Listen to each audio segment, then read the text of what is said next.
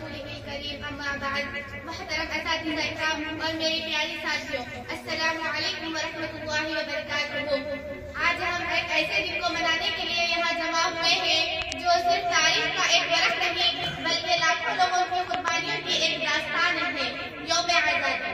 یہ آزادی ہمیں یوں ہی نہیں ملی، یہ آزادی ہمیں تحفے میں نہیں ملی بلکہ اس کے لیے لاکھوں لوگوں نے اپنا سب کچھ قربان کر دیا۔ سایہ شمشیر میں آزادی ملی ہے ہم کو، سایہ شمشیر میں آزادی ملی ہے ہم کو، رنگ لایا ہے شہیدوں کا لہو، ہم جو چلتے تھے قافلے بنتے گئے اور منزلیں ملتی گئی۔ جب ہم آزادی کے بارے میں بات کریں